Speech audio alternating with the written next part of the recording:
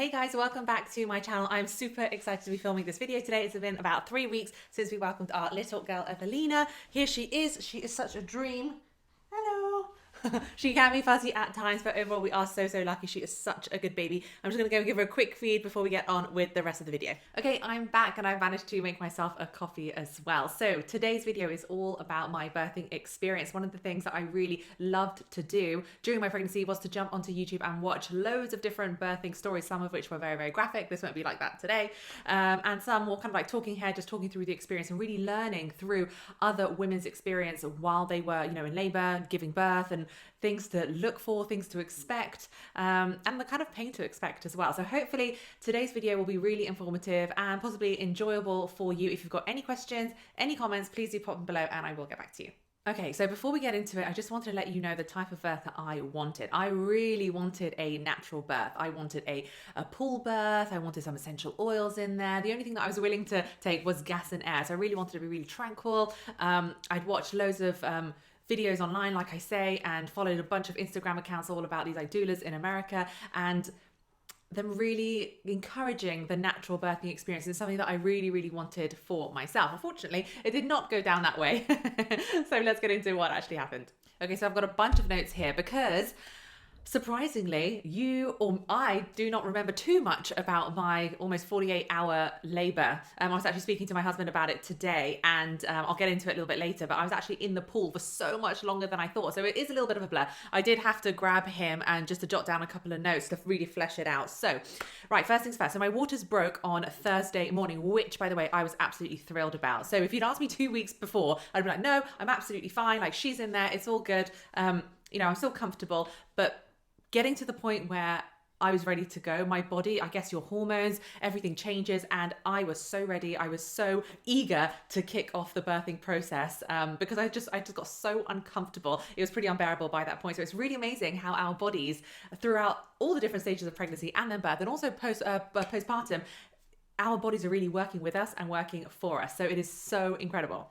So yeah, so when my waters broke, I was at home. I ended up staying at home for quite a while, kind of just laboring on and off. The contractions at that point, they are quite manageable early on. I guess, again, bit of a blur. You can't quite remember exactly how the contractions felt. I know they got really intense, but in the beginning, I think it was just like period cramps, mild period cramps to start with, which obviously intensified massively. Obviously, at this point, you are in contact with the hospital, with your midwives, and they will tell you when they want you to come into hospital.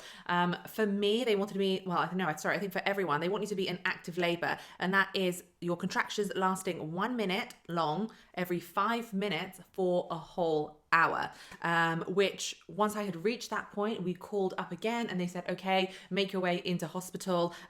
So yeah, I was pretty excited because I was like, yay, we're all systems go, let's go. Okay, so once your waters have broken, the doctors really do like it if you are getting really close to or have already given birth within 24 hours.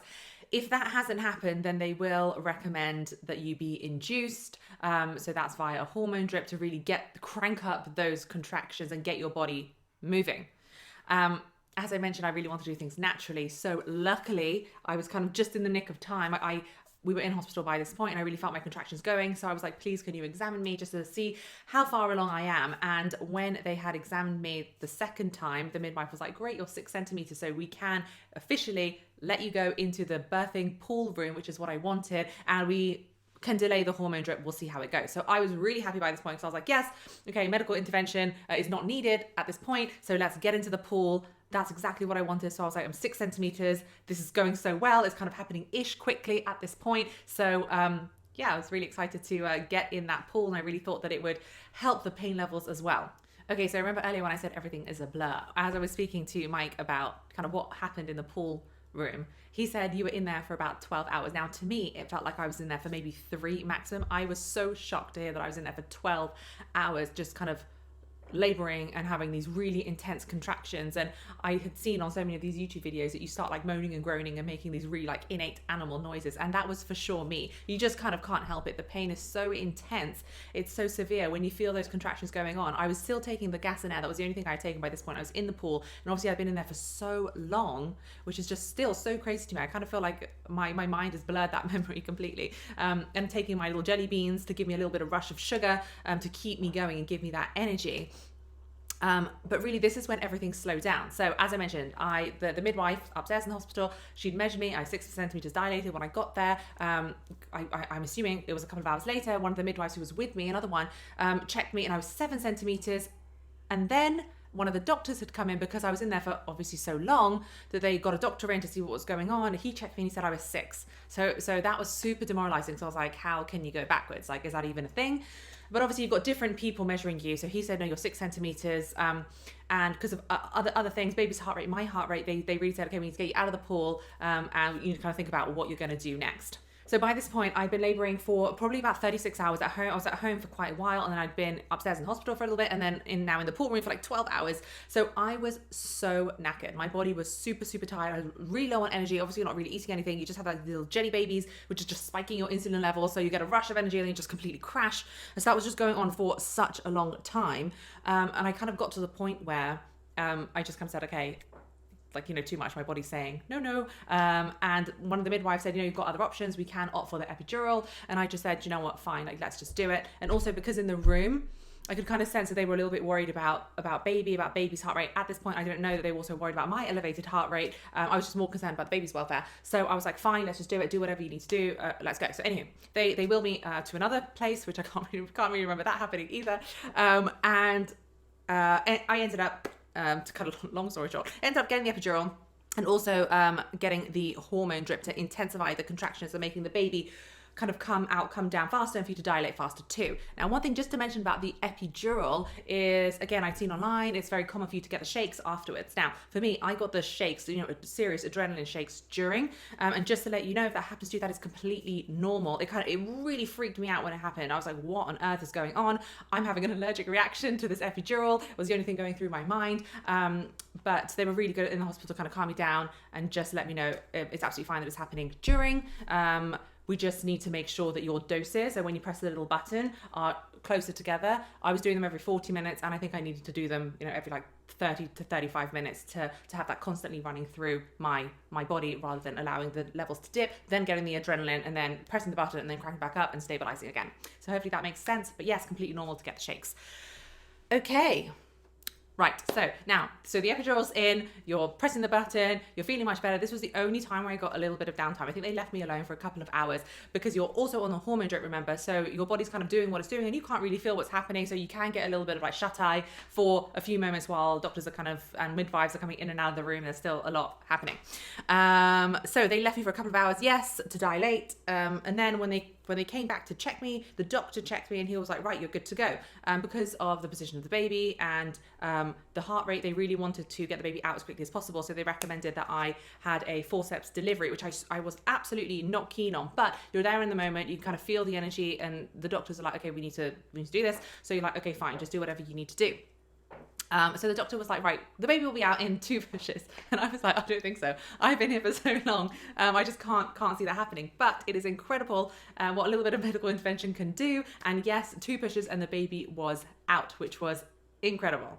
So without getting into the really gory details of a forceps delivery, that is pretty much my birthing story. And little baby Evelina was born. She was doing fantastically well when she came out. I was doing well too.